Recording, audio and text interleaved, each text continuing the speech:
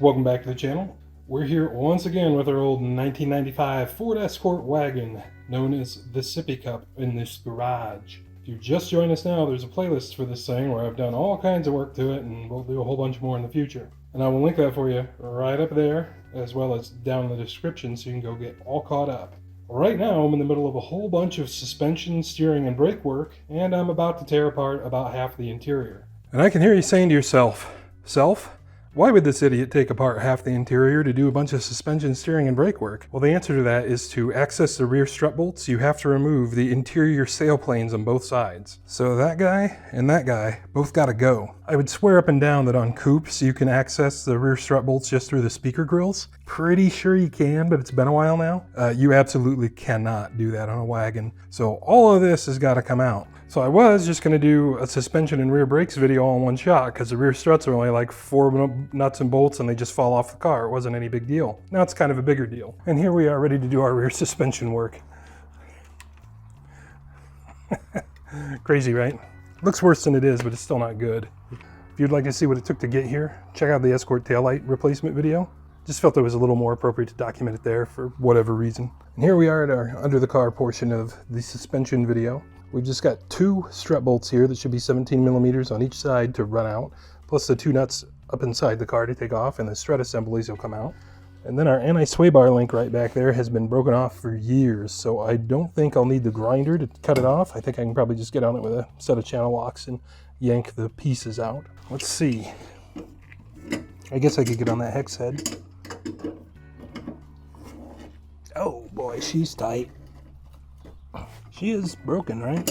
Yeah, there's nothing holding that together except all the hopeless amount of rust on the bottom of it. I am going to try and get on that hex head and see if I can at least get it to spin. Maybe it'll just snap off.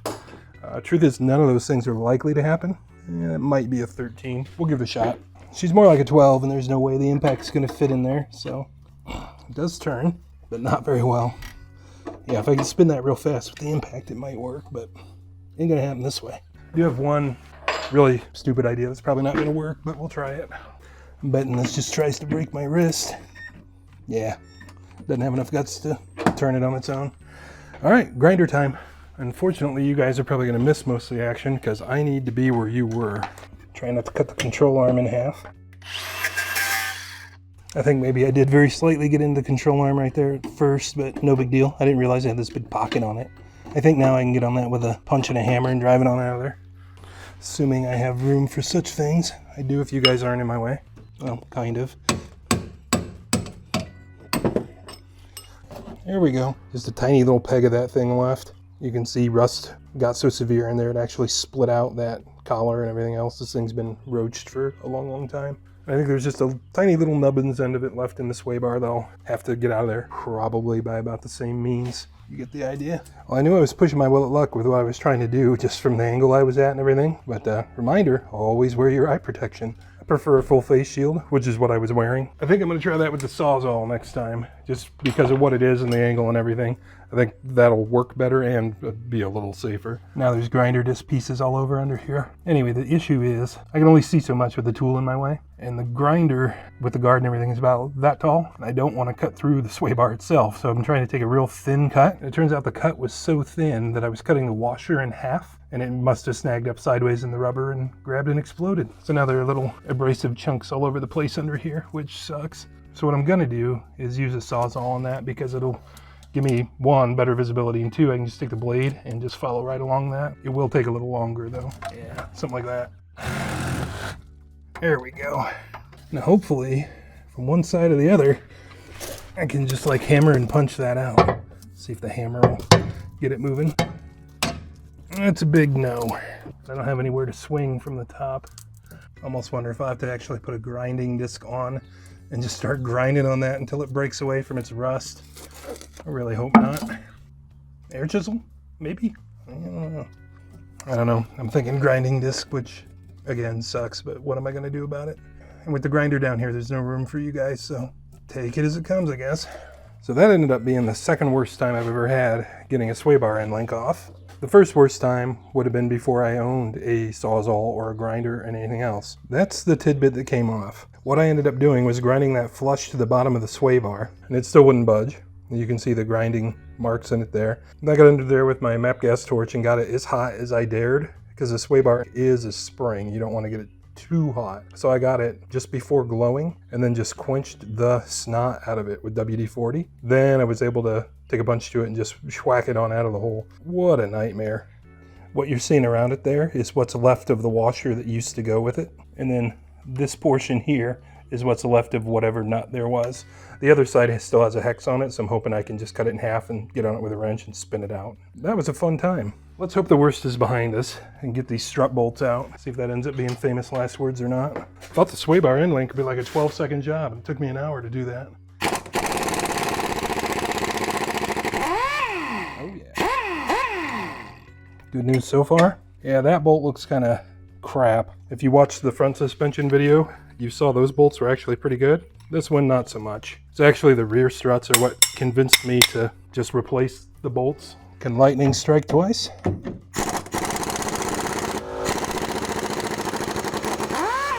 Up top there are just a couple 14s to hold it into the strut tower. And then there's this goofy little clip, that is probably going to snag it from falling out. Which, now that I think about it, maybe that's an okay clip, because then I can take the hardware out and just move it. I'm hoping the old input 12 makes quick work of these. Yes, sir. Oh. It's like, what's the frequency, Kenneth? Okay. Should be able to get under the car and probably take about half this strut tower worth of rust out with that strut. So right now I think it is actually just, oh, it's still nicely rusted to the spindle there. We're a tappy.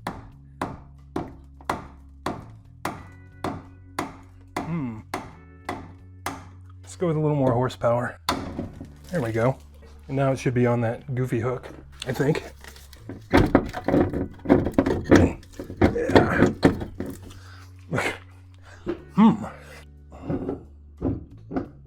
There we go.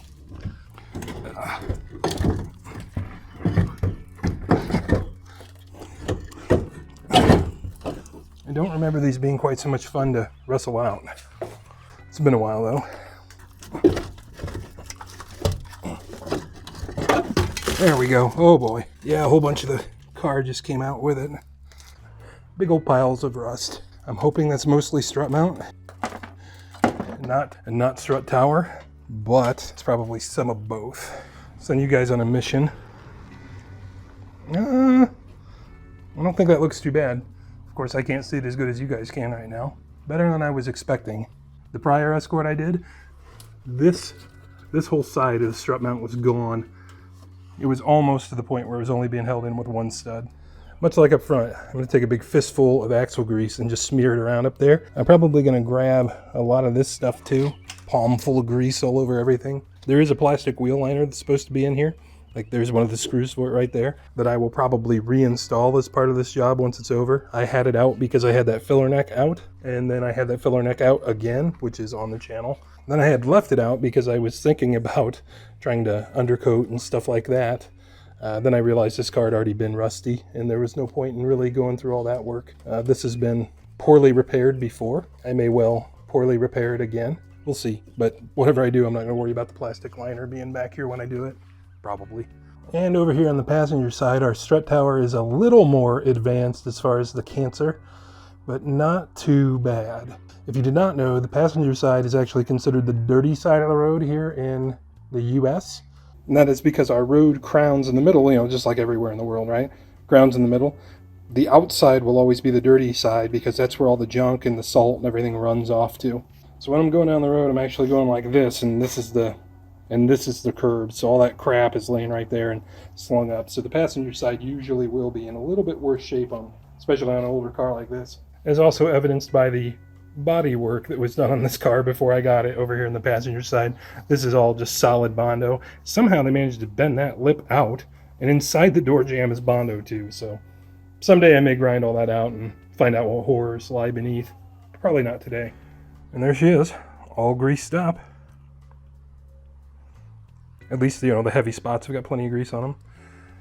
Once this round of work is done, which very likely includes a new exhaust system at some point this summer, I'm going to come under the whole car and do this. You know, the heavy places, hit them with a bunch of axle grease. and then everywhere else, spray everything under the car with fluid film. And the supposition there is that I shouldn't really have to work on the car much more after all this work is done. It's gotten new exhaust. Should be pretty much good to go for several more years. Of course, time will probably make me a liar on that one, but that's the plan. And over here on the passenger side strut, the spring is actually broken in 2 locations. Right here and right there. You can actually just grab that whole rung and wiggle her on around. So I always knew she had the big butt, but I did not realize that it must have been dunky as well. Dropped like it's hot. I don't know, maybe dumps like a truck? You decide which looks better. Sort of a mid-job funny image there. That's with both left struts on. I would say the car is a 1/2 inch to 3/4 inches higher on the left side. Pretty much looks like that both front and rear, but too funny. I think I'm going to take a quick moment just to touch that up with the die grinder with the wire wheel on it, just so I don't have to pound a brand new strut onto that hub, spindle, or whatever you want to call it.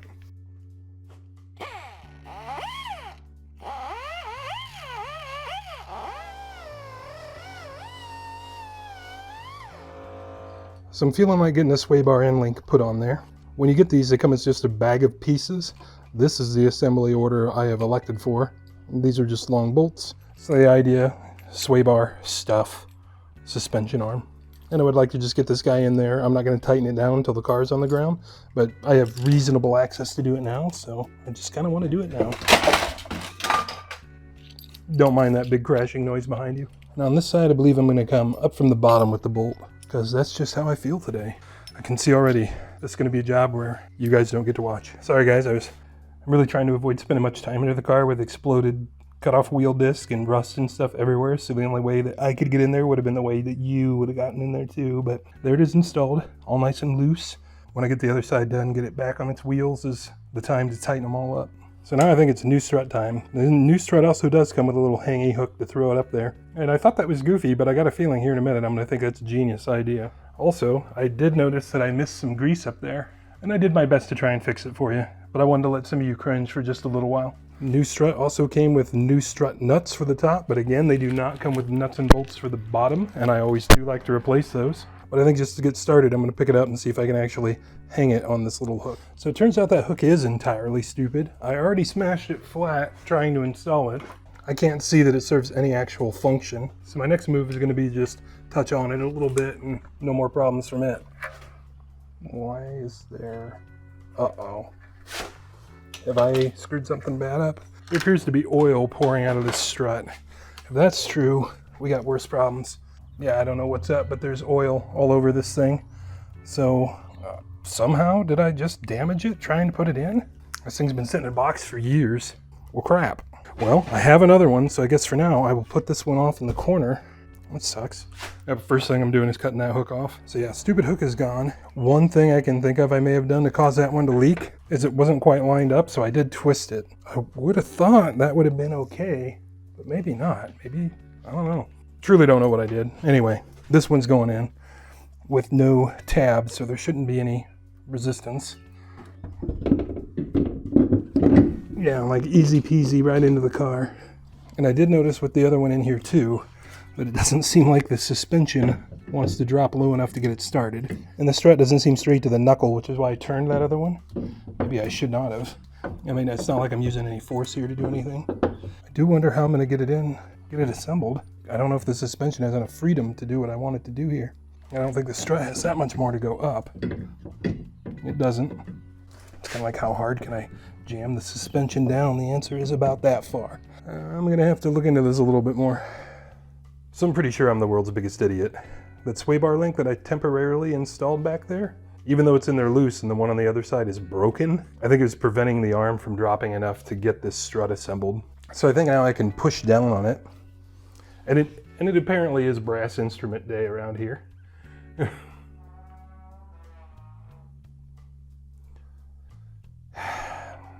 But I think I can now push down on it and maybe get a clamp on here to tighten it up and get a bolt in it. I actually ordered a strut compressor. I actually ordered a spring compressor for this thing, and then I started thinking about it, and I never needed one before. At least I was pretty sure I never needed one before, but it's been a while. So just as a temporary measure, I'm going to use one of these old bolts in case I need to like hammer it in. Kind of hoping I can just get the bottom one started. So I did manage to get the lower one in. So now I think I'm going to try and run the clamp around here and see if I can draw that in to get the upper one. And I kid you not, tuba time or whatever is going on started 2 minutes after I came out here. It was silent all day until then. This way it always happens. YouTube problems. I don't want to put too much pressure on that shock body. I wonder if I can just get a jack on here and just pick it up and kind of rotate it in. This is starting to sound familiar. Maybe I can just rotate it in. I cannot.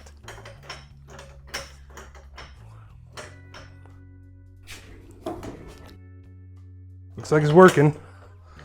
I would prefer not to pick the car up off the jack stand though. I think it might be too late for that. This bolt will go in. Oh, it's close. It's actually a little too far inboard now, which I'll take that problem over the opposite. I'm gonna use one of these old bolts and just kind of tap it. Then hopefully I can just change them out one at a time.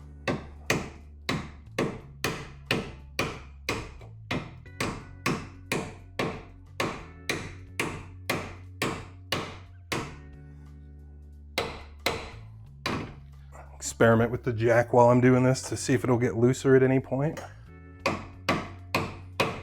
Seems like that might have helped. Okay, well I've got the top in enough. I'm just gonna try and pull the bottom back out. Actually, I'm gonna, again, tinker with the jack and, oh, whoa, whoa. There was a point here where she got real loose. That's pretty good. Okay, I'm just gonna see if I can get a new bolt installed from the other side. Oh, and I cannot, that ain't even close. All right, so I have confirmed it was the sway bar end length that was screwing me up. Don't be a moron like me. I'm gonna mess with this, just tinkering with the jack and everything until these bolts go in. And praise sweet baby Jesus, we finally got it done. And the tuba or whatever is gone. The torque spec on these is 69 to 93, which again, really wide value. So I am gonna go for 85, just because that makes me feel good. Sounds good for this size of fastener. There we go. Get the bottom. Might need an extension for the bottom. Okay, so we got her in applied with all the torques. These are all anti-seized, of course. Just trying to clean a little bit of the excess off. And if this were all we were doing, right now would be the time to get the brake hose reinstalled to the strut. And of course, now we can reassemble the sway bar end links. However, I'm doing the brakes on this car in a different video, and that is where the new hose will be installed. So depending on when you watch this, I either have or will shortly soon be releasing a video showing all that if you need the help.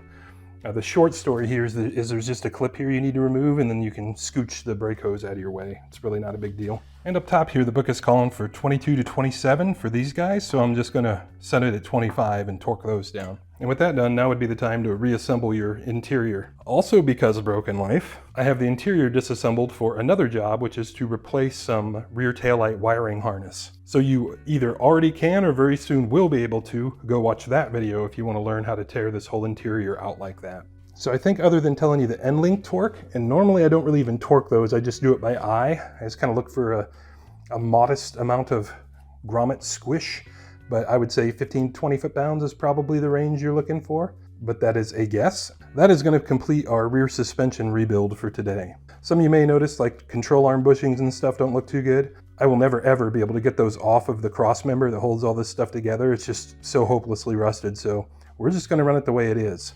So far, I've never replaced any of that stuff on any Escort. It's all been mostly okay. So at least for now, we're going to button this guy up and scooch her on out of the shop because I've got other stuff going on like you wouldn't believe. So as always, guys, I appreciate you stopping in for this video. We'll catch you on the next one. I'm Max, that's Saddington Bear, and we make videos like this all the time. Here are a couple links to some other videos we've made, and we really appreciate you guys stopping in.